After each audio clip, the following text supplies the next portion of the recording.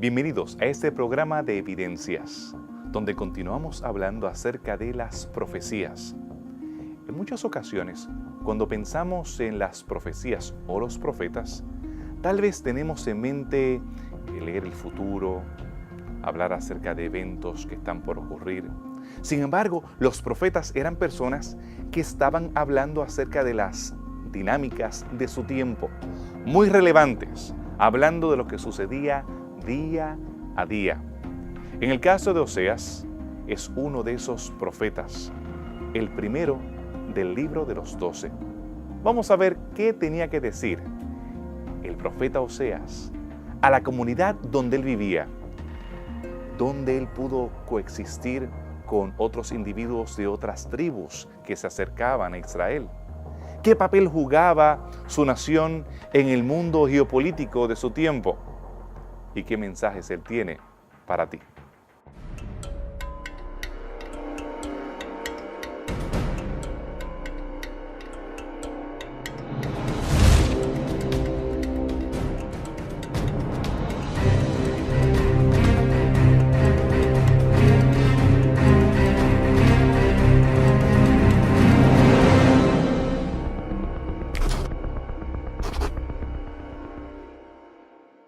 Me encanta poder compartir contigo algo más acerca de estos profetas. Algo así como la relación que podemos tener tal vez con algunos amigos es la que ellos querían tener con el pueblo. Como de vez en cuando te comunicas a través del Facebook, a través de un correo electrónico, una llamada. Así tenemos estos profetas comunicándose con sus audiencias y Dios enviándoles sus mensajes. No quiero que olvides que quiero escuchar acerca de tus mensajes y acerca de tus comentarios a través de nuestro blog, donde puedes indicar que te gusta el programa y poder acceder a algunos de los programas de esta serie de los profetas, para que puedas entender cómo estos profetas le hablan a tu vida y también puedes aprender cómo ellos vivieron la situación política, religiosa, los diferentes problemas a los cuales ellos se enfrentaron y tal vez entre ellos puedas aprender detalles de sus vidas. En el caso de Oseas tenemos bastantes detalles de su vida íntima, tal vez más detalles de los cuales tú quisieras saber. En el caso de Oseas vemos que sus mensajes no se limitaban al púlpito. No estaba solamente delante de una congregación, sino que él era un sermón. Su vida, su intimidad, su familia se convertían en un sermón viviente. Y su experiencia, su dolorosa experiencia, le podía hablar a otros acerca del amor de Dios por su pueblo. Dentro del grupo de los profetas, de los escritos proféticos del Antiguo Testamento, tenemos un grupo o un subgrupo que lo denominamos los profetas menores, que es un grupo de 12 profetas. Y no son menores en cuanto a su importancia, es decir, no es que sean de menor importancia, sino es que sus libros son libros bastante pequeños en comparación con los otros profetas. Según están ordenados en el canon bíblico, el primer libro, el profeta de los 12, en realidad son los que llaman también profetas menores, es el libro del profeta Oseas. Aunque no se acomodan de orden cronológico, en el orden que los tenemos en el canon, debido a su tamaño, pues han sido acomodados en esta colección de 12. El término que se utiliza de profetas menores no representa que tienen menor valor que los profetas mayores. Realmente el término es más utilizado para hablar acerca de su dimensión. Son materiales más pequeños y muchos creen que la forma en que están acomodados responden a una organización, pero todavía no hay teorías claras para tratar de entender por qué tenemos el orden tal cual lo tenemos todavía. Lo que sí es real es que este grupo de profetas menores comienza con el profeta Oseas. La cultura a la que Oseas pertenecía había sido una cultura próspera. Todavía tenemos vasijas, lámparas, diferentes artefactos que son preservados de la época de una manera intacta, porque hemos preservado algunos niveles que se salvaron de destrucción y hemos podido también encontrar algunas de esas vasijas en tumbas y en otros lugares que han sido preservadas en su totalidad. Oseas había comenzado a vivir en una época próspera. Sin embargo, poco a poco estaba entrando en decadencia debido a las invasiones que estaban acercándose desde el norte. Las amenazas de los asirios se estaban llevando a cabo y por lo tanto ahora la situación estaba cambiando en el pueblo de Israel. Ellos reconocen la inflación en la ostra, que en los registros de cereales, entre ellos la cebada, el trigo, en el uso del aceite, en el vino. Estas comodidades que habían sido prometidas a los hebreos, si ellos hubiesen sido fieles al pacto.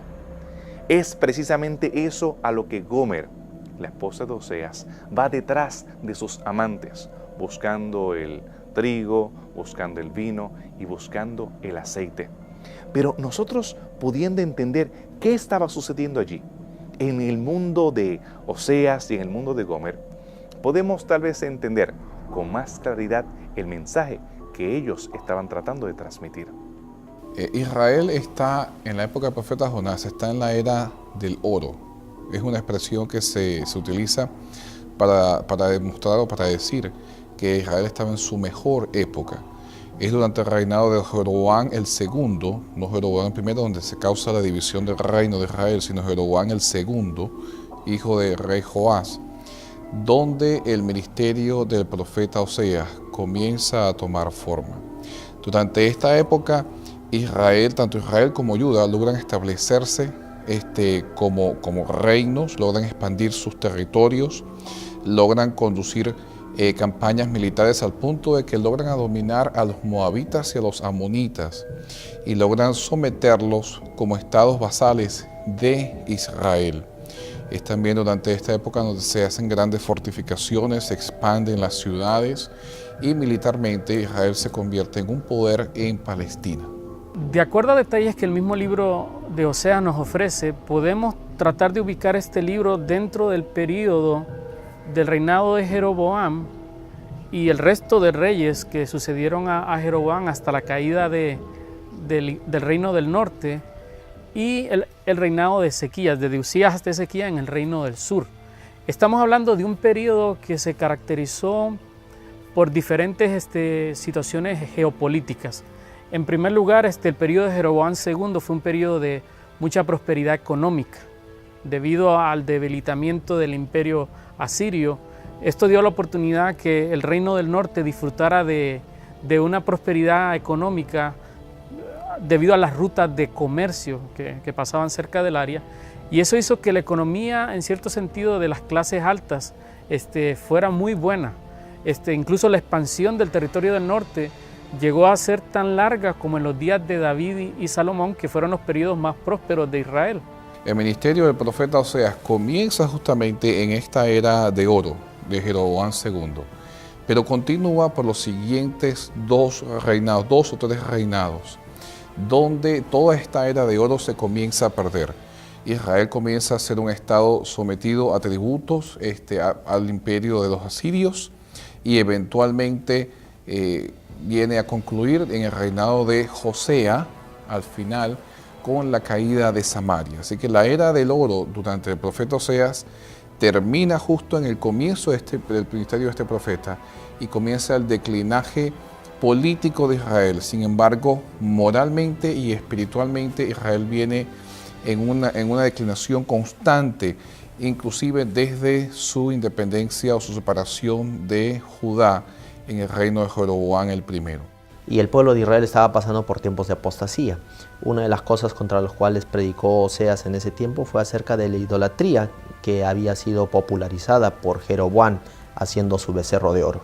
Así que Israel viene descendiendo espiritualmente, moralmente, la idolatría, la injusticia, la violencia se incrementa muchísimo y en estos reinados, inclusive el asesinato de reyes se hace muy proclive y muy común, al punto de que el capitán del ejército asesina al rey y ese es el que se vuelve a constituir en el siguiente rey. Por lo tanto, la decadencia moral, la injusticia y la idolatría son muy prominentes durante esta época, a pesar de que políticamente Israel se establece como un reino durante esta época.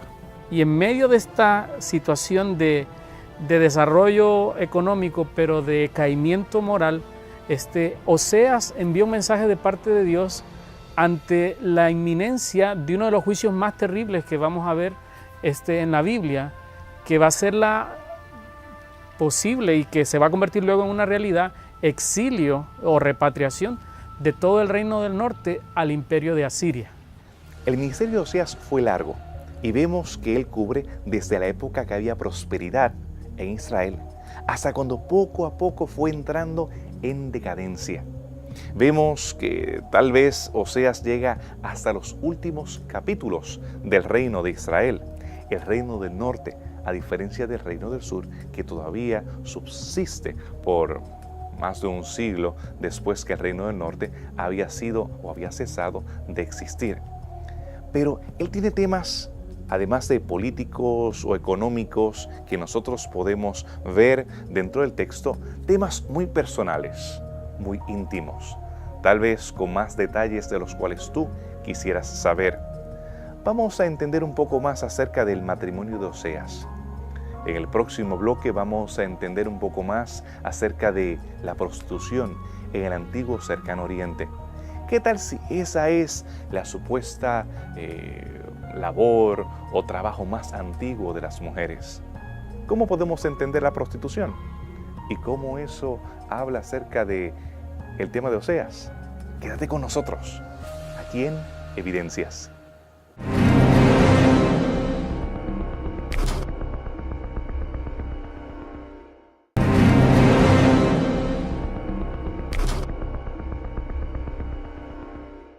Bienvenidos nuevamente a nuestro programa Evidencias. Recuerda que quiero escuchar de ti a través de nuestro blog o a través de nuestra página en Facebook. Recuerda que tenemos estudios bíblicos preparados para ti, así que accede a nuestra página y pide los estudios bíblicos para que podamos interactuar a través de ellos. Oseas menciona la prostitución. En muchas ocasiones hemos escuchado que se habla de la prostitución como la profesión más antigua de las mujeres. Sin embargo, ¿será que la prostitución es el trabajo más antiguo que tienen las féminas? No, la evidencia no apunta en esa dirección. Vemos que había féminas que trabajaban fuertemente como cazadoras, líderes en la familia, cuidando a los hijos. Incluso en estas sociedades las vemos bien activas preparando las tiendas donde las personas que van de un lugar a otro, migrando de un lugar a otro, ellas se encargan básicamente de todas esas tareas fuertes, pesadas, nada del sexo débil. Así que al pensar en la mujer y su profesión en la antigüedad, vemos roles muy importantes que van más allá de personas que pues se han dedicado su vida a tal vez complacer a hombres que las han victimizado en muchas ocasiones. Mujeres fuertes, sí, que tal vez han llegado a situaciones en la vida muy lamentables, teniendo que vender su cuerpo para sostener a sus familias. Pero vemos que en el caso de Oseas no nos ponemos de acuerdo los investigadores. Los eruditos hemos discutido el tema de la prostitución en Oseas y hemos visto una gran variedad de opciones, presentándola desde una servidora o una sacerdotisa dentro de los profetas de Baal, teniendo un rol sagrado de prostitución sagrada. Tenemos que entender que muchas de estas religiones del antiguo Cercano Oriente tenían que ver con la fertilidad. Por lo tanto, el tener relaciones sexuales con alguna prostituta, en este caso una sacerdotisa, era parte del culto a Baal o el culto a Moloch. Y en este caso podemos ver a ella en ese contexto. Pudiésemos verla directamente como una trabajadora de su cuerpo, vendiendo su cuerpo. La pudiésemos ver como simplemente una pagana o alguien que a través de esa simbología era idólatra y por esa razón se le llama una prostituta. Sin embargo, sería tratar de darle higiene al libro sin respetar lo que el resto del libro habla acerca de Gomer. Gomer, indudablemente, vendía su cuerpo. Llegó hasta el extremo de que ella fue vendida como esclava. Y Oseas la tuvo que comprar. Pero escuchemos, ¿qué opciones hay? ¿Qué los eruditos opinan en cuanto al trabajo de Gomer cuando ella era esposa de Oseas? Una de las cosas más importantes o visibles en el libro de Oseas es su relación con el tema de la prostitución. De hecho, su esposa fue una prostituta, según lo que nos dice el primer capítulo de su libro. Dios lo llamó para que se casara con una mujer prostituta. Algo que para muchos de nosotros puede resultar incomprensible. Pero esto fue lo que le dijo el Señor. Y Oseas se casó con una mujer prostituta llamada Gomer. Con ella concibió 2 hijos. Y las cosas no fueron fáciles para el profeta Oseas porque esta mujer lo abandonó después de algún tiempo. Oseas tuvo que trabajar mucho para reconquistarla y traerla de nuevo al hogar. Fue una relación bastante difícil. La historia de Oseas es una historia contradictoria, porque una de las cosas que Dios ordena dentro de los estatutos morales para el casamiento es justamente la moralidad dentro del matrimonio. Dios le ordena a Oseas algo que es fuera de lo común, que tome a una mujer que le va a ser infiel. Ahora, desde el punto de vista bíblico es bien conocido de que la infidelidad es la ruptura del pacto matrimonial, constituye en sí mismo la ruptura del pacto matrimonial que se hace. Sin embargo, Dios le pide a Oseas que justamente se case con una mujer, o que obtenga una mujer, y que no solo se case, sino que tenga hijos con una mujer que ya le va a ser infiel y que ya sabe desde anticipación que ha de romper el pacto con Oseas. Lo interesante es que si entendemos el momento histórico que Oseas está dando su mensaje y qué situación está tratando de prevenir, vemos que lo radical de este mensaje debe tomar proporciones como las que toma este libro para tratar de llamar la atención del pueblo de Israel. Esto lo vamos a ver que va a ocurrir con otros profetas también que están a punto de anunciar las catástrofes más grandes.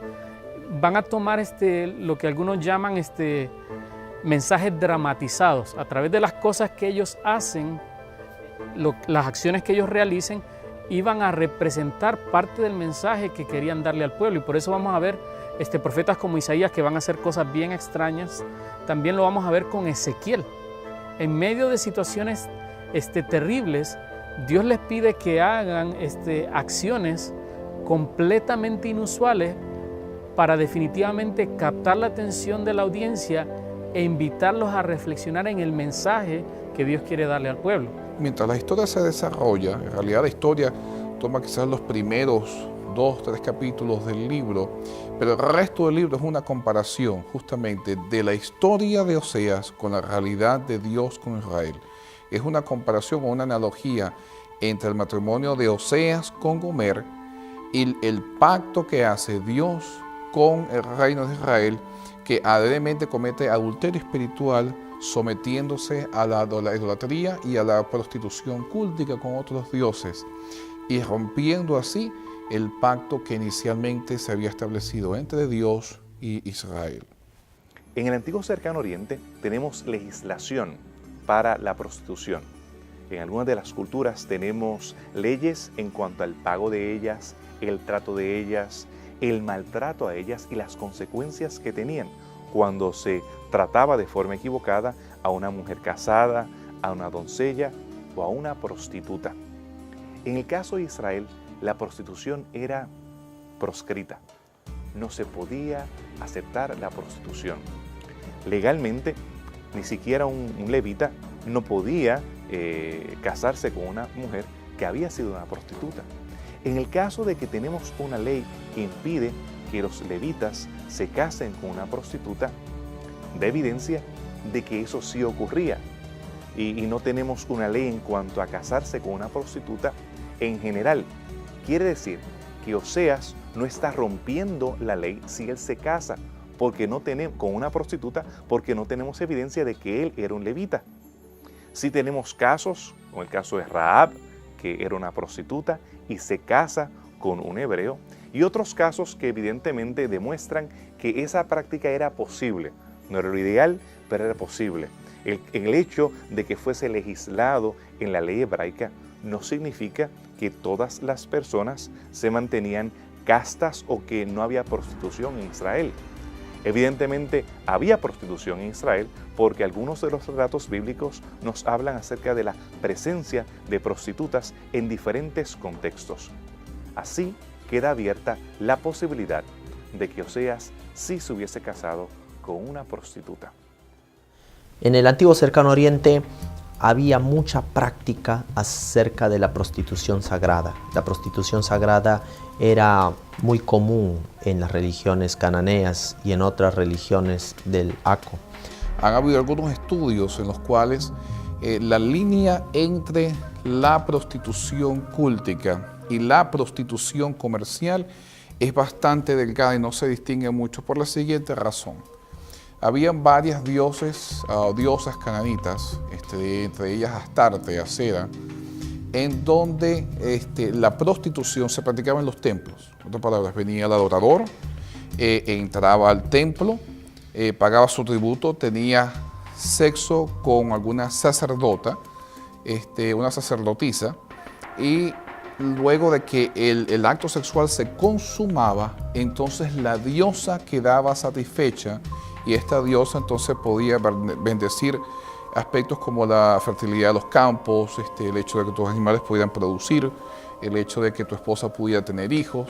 Ese era el propósito de este tipo de relación. Sin embargo, siempre había una contribución monetaria por el uso de la sacerdotisa en el culto a este tipo de diosas. De hecho, hay algunos proverbios sumerianos que exaltan los órganos sexuales como la cosa sagrada o la cosa santa, sobre todo en la oración de una diosa llamada Inanna, que luego evoluciona en el contexto de Mesopotamia a la diosa de Ishtar, que luego es adoptada en Palestina como la diosa Astarte o Acera. Esto de la prostitución sagrada era lo más común que se podía encontrar en el antiguo Cercano Oriente.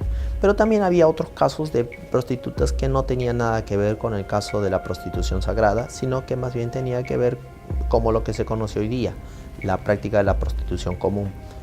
También era bastante difundida. En muchos de los pueblos cananeos se conoce mucho acerca de esta práctica por lo que nos cuentan los registros arqueológicos. Lo interesante va a ser ver que, por ejemplo, hay evidencia de inscripciones egipcias que muestran la presencia de la práctica de la prostitución aún fuera de elementos cúlticos. Así que no solo existe una prostitución dentro del contexto del culto, existe la prostitución, como uno diría, de carácter comercial, donde personas por diversas razones, claro, las causas de prostitución en el mundo antiguo pueden ser diferentes, pero que habían dos tipos. Estaba la privada, la que se podría decir privada, y la de carácter cúltico, y hay evidencia de ambas en la cultura egipcia. También vemos en la cultura de Mesopotamia antigua la presencia de la prostitución, incluso de una manera más reconocida. Existe legislación que establece los derechos y regulaciones de la práctica, lo cual nos hace ver que es aceptada y reconocida socialmente, no solo en el contexto cúltico, sino en el contexto social. Pero en ambos casos, en uno y en el otro caso, no era algo que Dios veía con buenos ojos, y siempre advirtió Dios acerca de esto a su pueblo. En la palabra de Dios, el sexo está vinculado a la relación que Dios tiene con su pueblo. La palabra para conocer, yadá, es la misma palabra que se utiliza para el vínculo sexual, el coito. Dios quiere conocernos, quiere que nosotros le conozcamos a Él, entrar en esa relación. No se habla acerca de una relación sexual, se habla acerca de esa intimidad que el Creador quiere tener con su criatura. Por lo tanto, era algo santo, sagrado. La idea occidental que tenemos de forma negativa en cuanto al sexo, incluso algunos teólogos equiparando el acto sexual con la caída de Adán y Eva, es ajeno a las escrituras hebreas. Al contrario, se celebra la sexualidad. Y en el caso de Oseas, cuando Él quiere sacudir a su pueblo, cuando Dios quiere transmitir un mensaje, lo hace teniendo como ejemplo el esposo y la esposa, la intimidad que ha sido ahora trastocada, que ha sido alterada, que ha sido violentada. Esa relación pactual que debía haber entre un hombre y una mujer ha sido rota. Y por lo tanto, la vida de Oseas no solamente es un mensaje, no solamente lo que predica, lo que hace desde un púlpito o desde un podio, lo que él vive encarna el mensaje que él quiere transmitir. Pero no se limita a la relación con Gomer, sino que va más allá cuando incluye a sus hijos. ¿Qué podemos aprender acerca de ellos? ¿Qué podemos aprender acerca de la familia de Oseas? Si quieres saber, quédate con nosotros, aquí en Evidencias.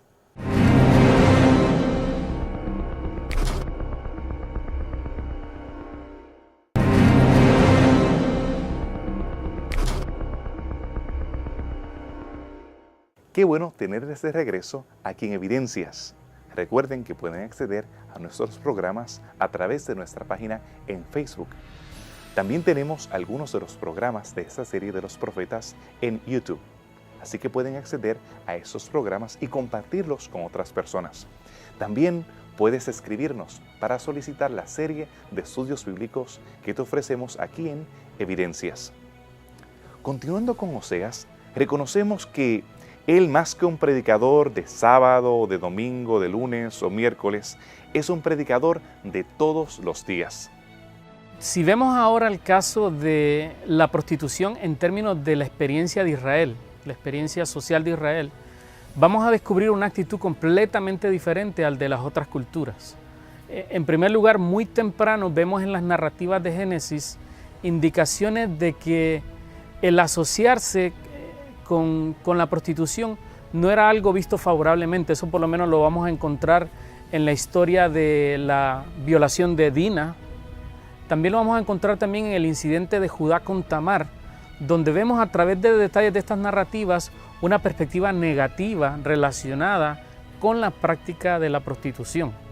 Cuando entramos ya al material legal de la Biblia, especialmente el libro de Levíticos, va a indicar de manera más explícita prohibiciones contrarias a estas prácticas. Se les prohíbe a los israelitas que hagan que sus hijas practiquen la prostitución.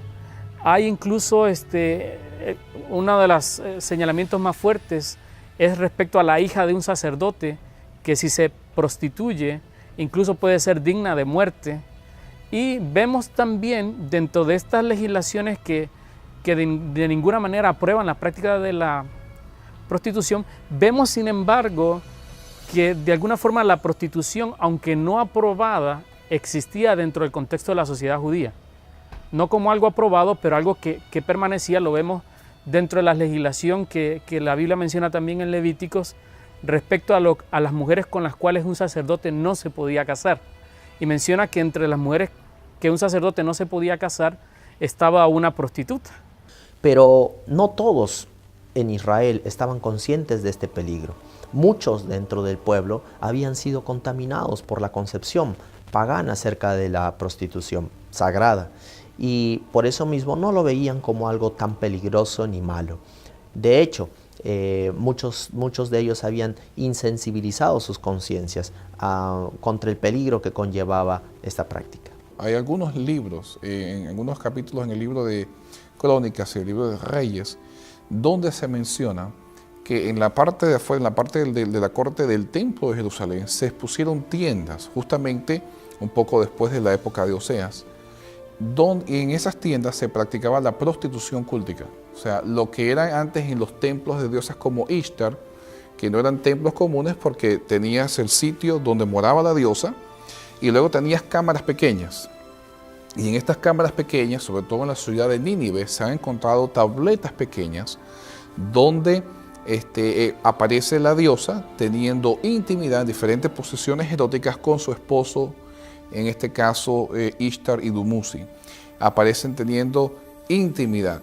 Por lo tanto, estos cuartos, lo más seguro, aunque no estamos 100% seguros, lo más seguro, eran usados justamente para la prostitución cultica. Bueno, el mismo modelo llega a adoptarse al final de la historia de Israel en el Templo de Jerusalén, donde, como no habían estructuras hechas de piedra, se ponen tiendas, telas parecidas quizás a estas que tenemos aquí, y en esas tiendas entonces se practicaba la prostitución cultica. Por lo tanto, Israel en su historia llegó un momento que adoptó no solo la prostitución cultica y con ella posiblemente la comercial, sino que inclusive la practicaba y la aceptaba con total normalidad.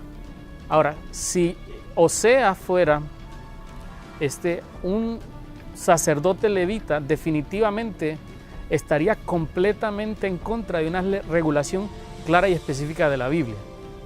Sin embargo, en el contexto de Oseas, no hay una legislación directa que acusara a Oseas por esta práctica, pero definitivamente nadie estaría pensando en este tipo de persona para casarse con ella, y menos siendo un profeta de Dios, porque si el sacerdote se le pedía que no hiciera esto, siendo un representante de Dios, un requerimiento parecido se pudiera esperar de alguien que es un profeta, un mensajero de Dios.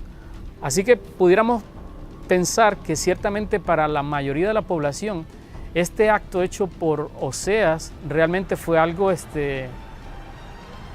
radical, algo absurdo, incluso una locura en términos sociales. La vida de Oseas se puede definir como una especie de parábola. Es ilógico que un hombre, y sobre todo un profeta de Dios, vaya a querer casarse con una persona que le va a ser infiel, que va a practicar el adulterio, que va a ser prostituta.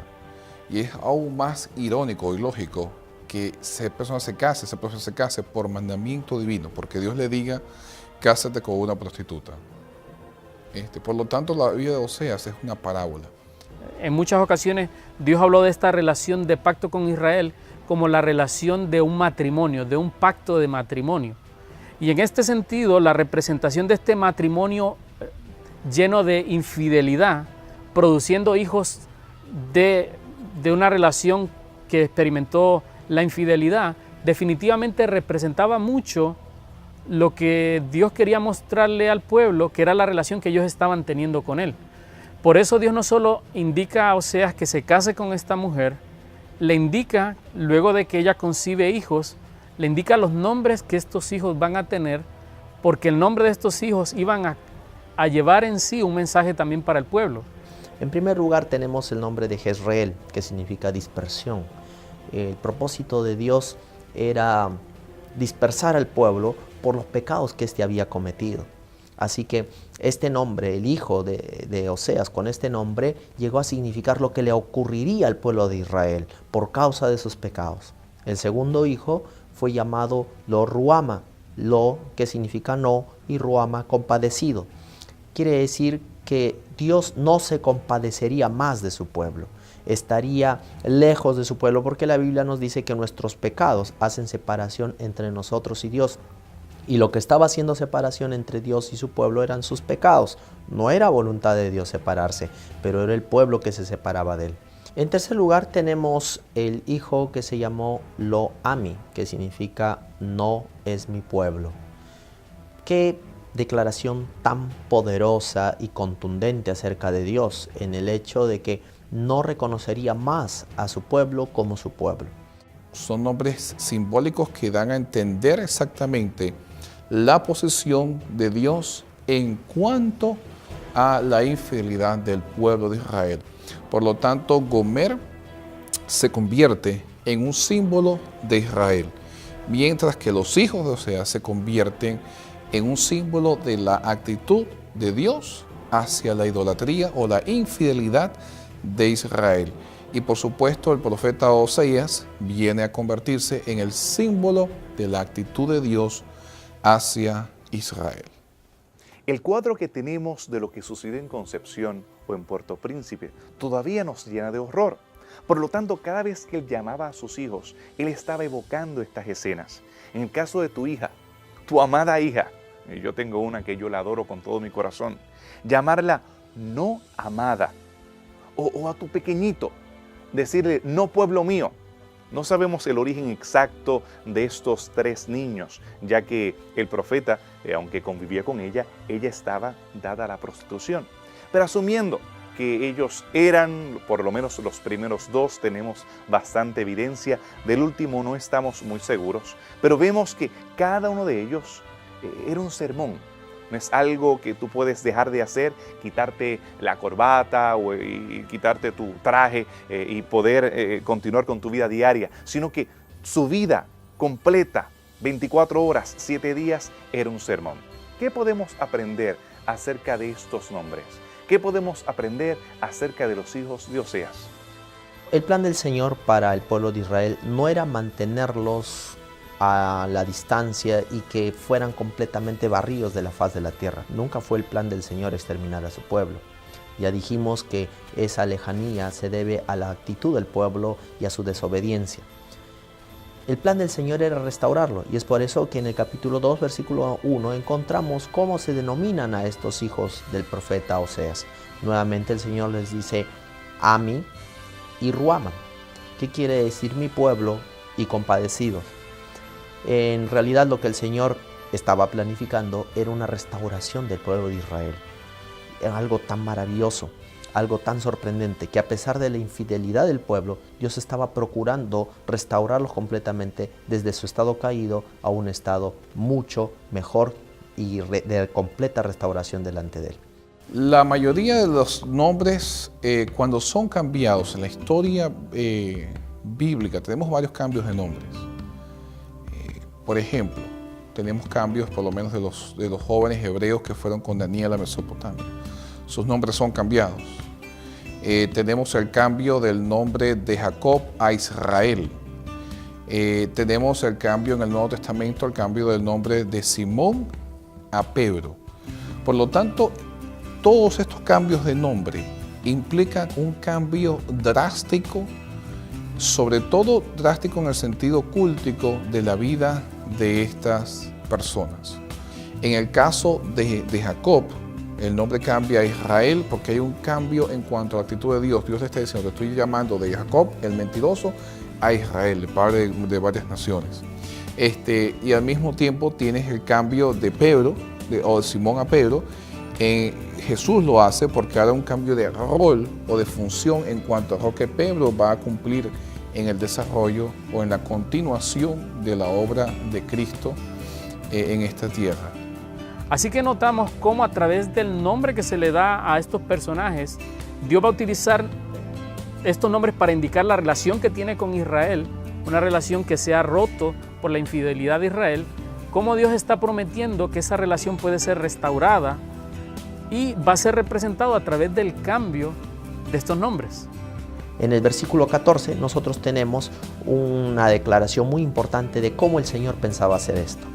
Dice el versículo 14, porque aquí yo los atraeré y la llevaré al desierto y hablaré a su corazón y les daré sus viñas desde allí y el valle de Acor por puerta de esperanza. Y ahí cantará como en los tiempos de su juventud y como en el día de su subida de la tierra de Egipto. El Señor estaba planificando llevar al pueblo de Israel a una condición como de un matrimonio recuperado, restaurado plenamente. Es por eso que el matrimonio del profeta Oseas ejemplifica cómo el Señor estaría haciendo esto con su propio pueblo. Las escenas horribles que tenían en mente los hebreos con el nombre de Israel, como el final de la casa de Omri, todos aquellos que eran de la familia de Acab, que fueron asesinados. Algunos de esos eventos se llevaron a cabo allí en Israel. También debemos recordar que en ese valle, que era un valle próspero, un valle lleno de campos fértiles, era un valle donde muchas guerras se habían librado, aún desde los tiempos antes a los hebreos, hablando de la relación que había entre Siria y Palestina con Egipto. Muchas de las batallas se libraron ahí, cerca de la ciudad de Megiddo, que todavía podemos recordar el nombre Armagedón, que queda en Apocalipsis, evocando ese lugar de batalla, ese lugar que hasta el siglo pasado hubieron batallas muy importantes. Pero ahora se cambian los nombres. Dios no le cambia el nombre de Jezreel, pero el énfasis en hebreo, en español no lo podemos captar, pero en hebreo tenemos que el énfasis es para sembrar. Antes era esparcir, recuerdan que la forma de sembrar común era tirando semillas, ahora es sembrar.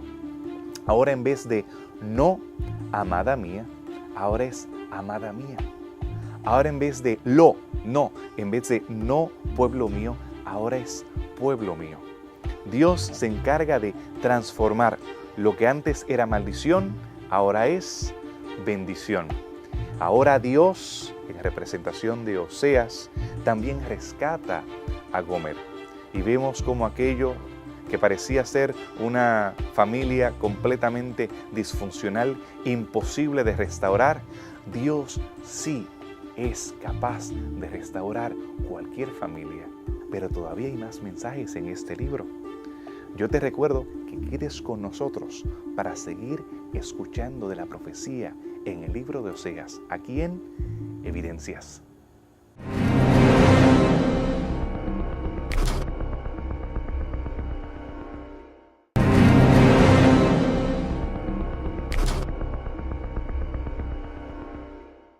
Continuamos con Evidencias.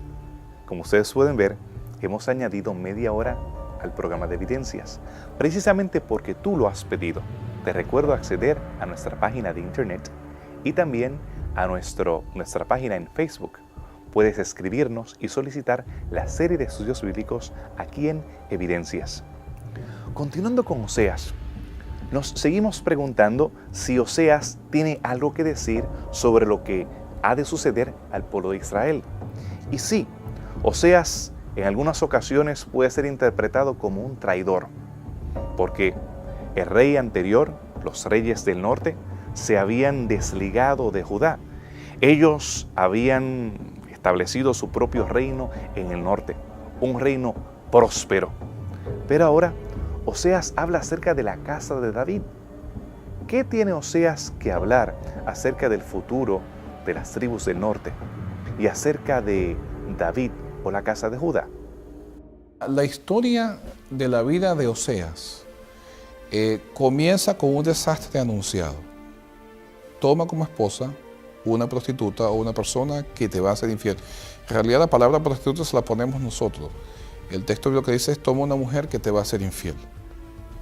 Y pues después vemos como en el transcurso de la vida de Gomer llega al punto de que llega a un punto tan bajo que inclusive está vendida como esclava. La están ofreciendo desnuda, la están ofreciendo ya casi que sin valor, pero Oseas la ama tanto que la compra de nuevo y la restituye de nuevo. Y así termina la historia de Oseas, la historia entre Oseas y Gomer. Un amor que se caracteriza por la infidelidad de ella, pero la constante fidelidad de él. No importa lo que ella vaya haciendo, él sigue amándola y sigue siendo fiel a ella. Así que así termina la historia de Oseas y Gomer. En el caso de Israel,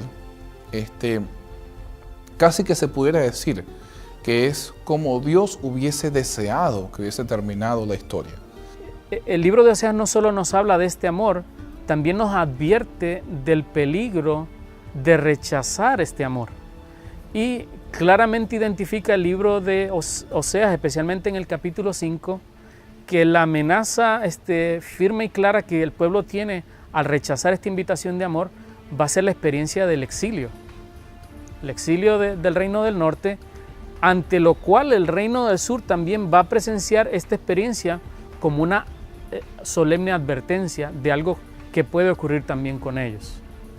Cuando vamos al plano histórico, sabemos que una vez que el ministerio de Oseas termina, Jeroboam el segundo ya fallecido, pasó la era del oro, vienen varios reyes, como 4 reyes en Israel, 2 de ellos son asesinados y finalmente tiene ese reino de Josea que reina hasta la caída de Samaria, cuando el emperador asirio Shalmaneser el V viene y finalmente toma control de Samaria y destruye totalmente al reino de Israel.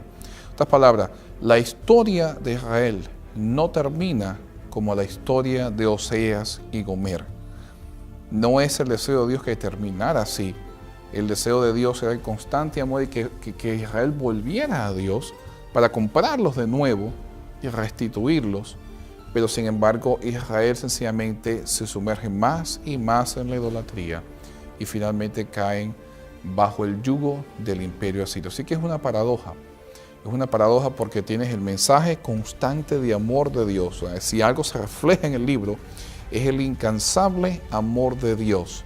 Pero al mismo tiempo que el amor de Dios es incansable, el rechazo de Israel por ese amor también no cesa, sino que los lleva finalmente a su destrucción total. En el caso de Oseas, Oseas atestigua los últimos capítulos dramáticos, horribles del pueblo de Israel. La bendición de que su matrimonio fue salvado después que él le habla seduciéndola, según el lenguaje hebreo, cuando él le habla a Gomer. A pesar de que sus hijos son restaurados, a pesar de que su familia tiene un final feliz, eso no es el final del pueblo de Israel. Las tribus del norte, la casa de Efraín, sufren penuria, finalmente el exilio. Y entonces muchos de esos refugiados llegan a Judá, teniendo nuevas esperanzas, teniendo la expectativa de un nuevo futuro, ahora rescatando la promesa de un Mesías que habría de venir. En este libro nosotros encontramos un mensaje sumamente maravilloso, y es el mensaje de cómo el Señor planea cambiar desde un matrimonio pagano, como la gente en el Aco los llamaba Baali, un matrimonio de esclavitud, a un matrimonio pactual, que era un matrimonio que es denominado con la palabra Ishi, que es un matrimonio de pacto entre Dios y su pueblo. El Señor quería tener intimidad con su pueblo. El Señor quería acercarse a su pueblo de manera tan íntima como ocurre entre dos personas que llegan al altar y juran amarse el uno al otro. Su amor por nosotros no cambia.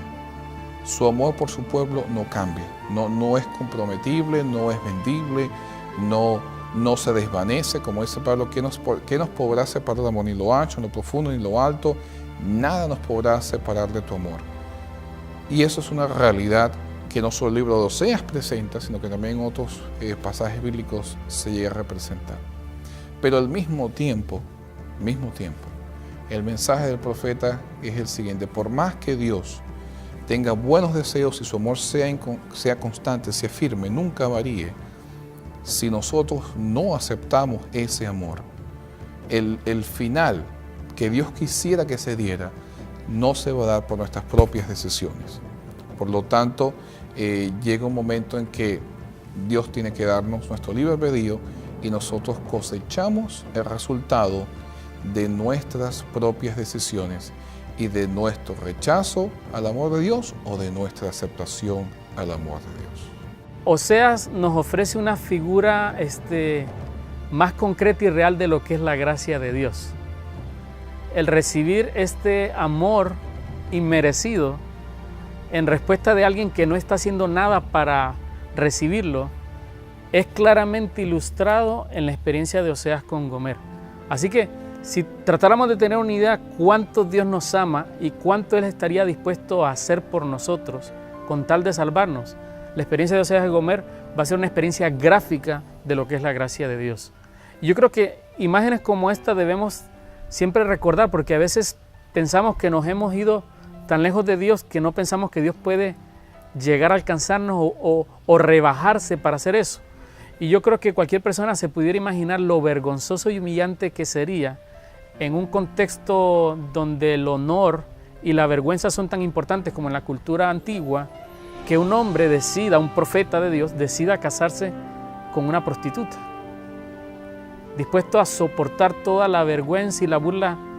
Es lo que Dios está tratando de hacer con tal de salvar a su pueblo. Así que creo que el mensaje de la gracia de Dios es el mensaje más importante que sigue tocando hacia nosotros hoy todavía el libro de Oseas, y nos recuerda que la verdadera religión se debe manifestar no solo en el culto, que es algo que los profetas van a repetir, sino a través de nuestras relaciones y definitivamente las relaciones del matrimonio. Hay pasajes en la Escritura que deben ser entendidos con la arqueología. Hay libros de estos profetas que solamente a través de la exégesis, del estudio minucioso de los lenguajes originales, es que realmente podemos entender el mensaje que tiene para nosotros. Pero en el caso de Oseas, no hay que ser arqueólogo, teólogo o investigador para entenderlo, porque el tema es la traición. Un tema que en demasiadas ocasiones hemos tenido que saborear de manera amarga, que gustar de manera amarga. Oseas habla acerca de la traición en el seno del matrimonio. Tal vez tú hayas sido víctima de una situación similar.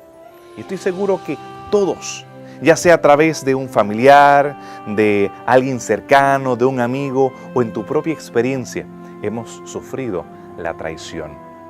Pero en el caso de Oseas, vemos la bendición de la restauración. Dios quiere restaurarnos. Él le quiere hablar a tu vida. No importa lo que haya sucedido, no importa quién te haya traicionado, no importa el origen de tus hijos, lo que otros piensen acerca de ti, cuán bajo hayas llegado, Dios tiene un mensaje para ti. Él quiere hablarte de amor, seducirte con salvación, restaurarte, hacerte nueva, llevarte al hogar, hacerte una reina y señora, hacerte un caballero de honor, solamente a través de la salvación en Cristo Jesús. Si quieres aceptarle a Él, este es el momento de hacerlo. Si quieres estudiar más acerca del amor de Él hacia tu vida, escríbenos y solicita nuestra serie de estudios bíblicos. Que Dios te bendiga, que el mensaje de restauración de Oseas sea una realidad para tu vida.